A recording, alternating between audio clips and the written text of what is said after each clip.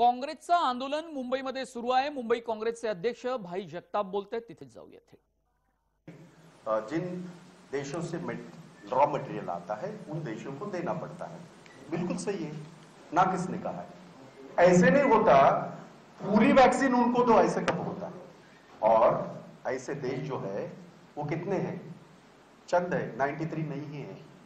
तो वो चंद देशों से जो हमारा रॉ मटेरियल आता है उनको एक प्रमाण होता है, परसेंटेज होता है, उतना देना पड़ता है।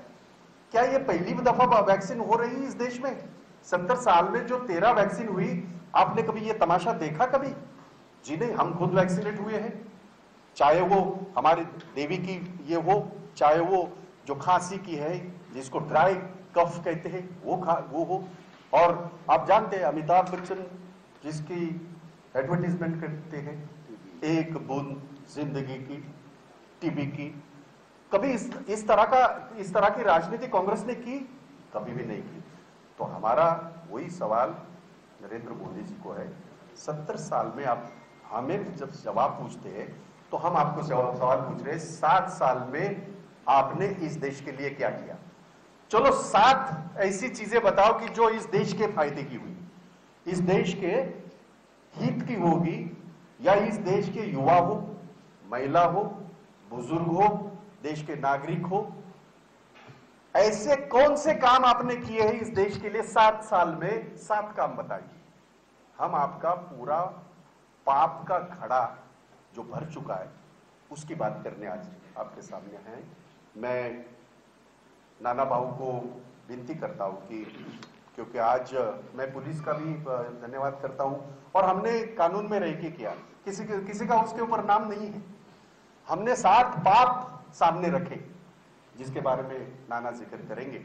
तो मैं आप सबका तहे दिल से शुक्रिया अदा करता हूं, तुमचं सगळ्यांचा आभार व्यक्त करतो की आपण ह्या अति महत्वाच्या तुमची लढाई, माझी लढाई, सर्वसामान्यांची लढाई, अस्तित्वाची लढाई, आपल्या मुलांची लढाई, ही लढाई लढण्याची भूमिका काँग्रेस पक्षाने, मुंबई काँग्रेसने आणि महाराष्ट्र प्रदेशने घेतलेली आहे। यामध्ये आपल्या सगळ्यांना खरंच लोकांपर्यंत जाऊ द्या, आमचं एवढंच म्हणणं आहे। आतापर्यंत 7 वर्ष आम्ही सगळं मनगडत गोष्टी आम्ही पाहत आलो काही लोकांच्या, परंतु आता मला विशेषतः मुंबईचा मीडिया, महाराष्ट्राचा मीडिया आता प्रश्न विचारायला लागलाय, खरे प्रश्न विचारायला लागलाय।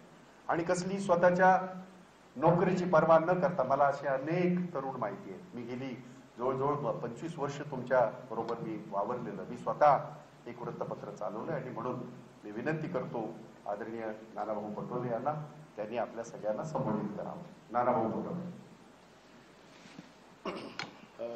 मैं सबसे पहले, आज हिंदी पत्रकारिता दिन है, इसलिए मैं सभी को, हमारे पत्रकार साथियों को मैं तहे दिल से कांग्रेस पार्टी की तरफ से उनको बहुत शुभकामना देना चाहता हूं।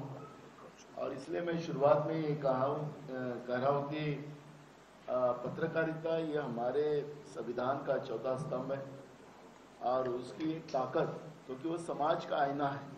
वास्तविकता समाज को, सरकार को बताने का काम, प्रशासन को बताने का काम हमारे चौथा स्तंभ का है। वो आबादित रहे, हमेशा आईना बनकर लोगों को न्याय दे। और इसलिए मैं आज के हिंदी पत्रकारिता दिन की आपको बहुत बहुत बधाई देता हूं। बहुत बहुत। और सबसे पहले हमारे देश के, क्योंकि बहुमत में उनकी सरकार आई है, लोकतंत्र को मानने वाले हम कांग्रेस वाले हैं, तो इसलिए आज के दिन 7 साल पहले देश में बहुमत की सरकार, नरेंद्र मोदी जी की भाजपा की सरकार देश में आई, और 7 साल में देश को तबाह करने के सिवाय, बर्बाद करने के सिवाय उन्होंने कुछ नहीं किया। हमने उसके जो 7 पॉइंट हमने निकाले हैं, कोविड 7 नियंत्रण की जो उन्हें गफलत में रहे, उसके दूसरी जो लाट आई तो देश में करोड़ों युवा, बुजुर्ग, छोटे बच्चे उनका मृत्यु हुआ है। दूसरा है कि पेट्रोल, डीजल और गैस, ये इसमें जो महंगाई बढ़ी है, अब मनमोहन सिंह साहब की सरकार थी तब कच्चे तेल के दाम क्या थे और आज क्या थे, अगर वो देखा जाए तो बहुत बड़ा फर्क है। तो भी आज 100 पार पेट्रोल।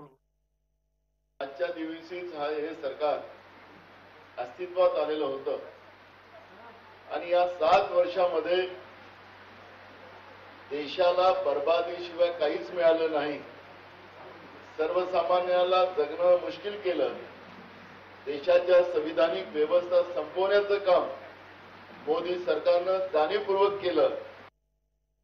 7 मुद्द्यांना घेऊन आम्ही आजचा दिवस काळा दिवस म्हणून साजरा करण्यासाठी आज राज्यात सगळ्या ठिकाणी आपण हा काळा दिवस म्हणून साजरा करायसाठी एकत्रित आलेलो आहोत।